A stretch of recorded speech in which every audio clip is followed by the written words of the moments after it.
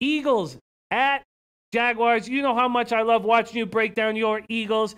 Open Eagles -3. Now there's a couple -3.5s. Total opened at 41. Now there's some 41.5, some 42s. Totals are very touchy. I'm very uncomfortable hitting totals in London. The Jags have been playing over in London every year. That's got to help them. Hyde will get a few practices in. Bortles and the Jags offense has looked awful. Will Bortles even start this game? Cody Kessler could be in there. And this is one of these games where there's just so many questions. So many question marks. What the hell is going on in Philadelphia, Donnie? Up 17-0 going into the fourth. A lot of us just stopped watching that game, thought we were in business. Wow. Leading 17-0 and let the Carolina Panthers score 3 straight touchdowns. Also a turnover at the 20 with just 20 seconds left.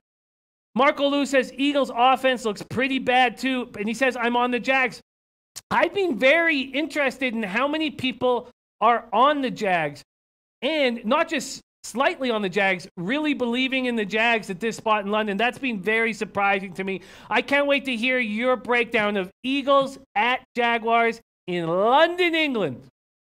Yeah, I think it's, I mean, they took money from me, the Eagles, on Sunday. And it's one of those games where you didn't even see it coming. They take the 17-0 lead heading into the fourth quarter. You're just about counting your money going, laughing like, you know, the Kawhi Leonard, and it's pretty easy. And then you see the other team coming back, and you're saying, this team couldn't even get first downs in the first 3 quarters. Now all of a sudden they're going to score back-to-back touchdowns. Well, that's bad memories out the door. But let's break down this game and see what the intangibles would be. It's a neutral site game. It's in London. Yes, Jacksonville has been there before, but there's no home field advantage playing in Wembley.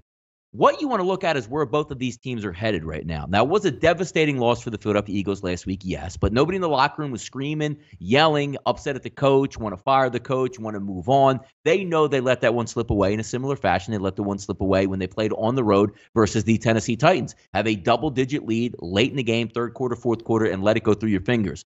The one thing I don't have a problem with is if you're coming into this game and maybe Jacksonville wasn't really winning but losing close games, you have a hard time betting a football team because a lot of this comes in as psychological warfare.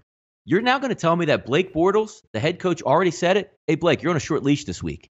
You already know the guy is a manic depressive out there, the way he plays, where he needs the utmost. Well, make sure you call the right plays for me. Make sure I can get 16 balls in the flat before we can really get rolling out here. Now you're going to tell this guy, you just signed to a big deal. He's your guy. Now he's on a super short leash. And oh, yeah, after the game last week, they open up the locker room to the reporters, and guys are literally fist fighting each other in the locker room, and the head coach is hanging everybody out to dry. This is an awful situation if you're looking to bet on the Jaguars. Not even to say that you think the Jaguars might be more talented than the Eagles, can shut the Eagles down, or neutral field, I'm just going to take the points and live with it. I hear you there. But when you're betting in the psychological spots in the NFL where one team would more rather fight themselves than fight for each other on the field, that's a problem for me in this one. That is a problem. No question about it. There's something going wrong in the Jaguars dressing room. So do you feel that the dysfunction in the Jaguars dressing room trumps the suspect play from the Eagles? What is your biggest concern about, let me ask you this. What's your biggest concern about the Philadelphia Eagles?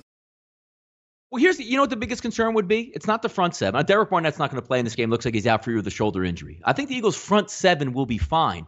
And when we talked about it last week, Jimmy, like with the Cleveland over-under that we looked about with Tampa Bay, you have to be able to return fire if the other team's going to shoot it out with you or try to do something.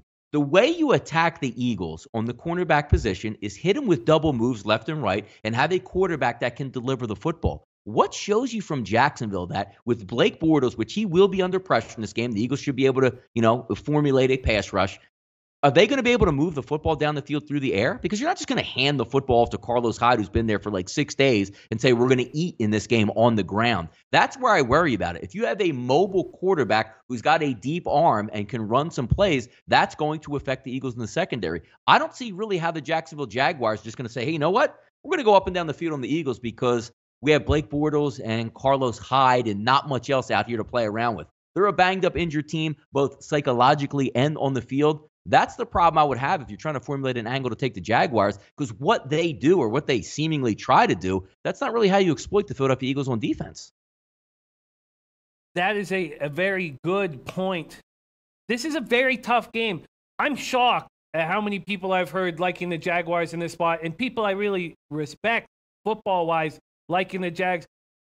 I don't see how in the world I could back this team with the dysfunction that's in there right now. Bill Butler says, give me the dominant front seven from Philly over the Jags' banged-up O-line. Jacksonville's hurting up front. Any quarterback will be underdressed all day. Ertz is virtually unstoppable. Alshon is balling. Lean Philly. Shout out to Bill Butler. He's been destroying props.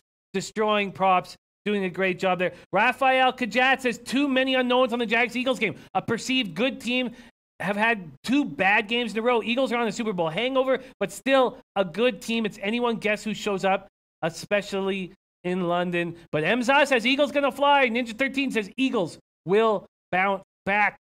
Tricky game in London here. But is it tricky? It might not be. But if it isn't tricky to me, it's backing the Eagles and fading this team full of dysfunction. When I've had people tell me that one of their top 5 plays of the week is the Jags. Very tricky spot. Thankfully, we can come back here on Friday and break this game down further. You're exactly right. Yep. Yeah, it's tough. This is tough. This is very, very tough. But we have all week on our respective shows to break it down. Definitely check out Donnie on Rightside of Campus, and Low Shack in the Bag will be breaking it down. And then back here Friday, 4 p.m. Eastern.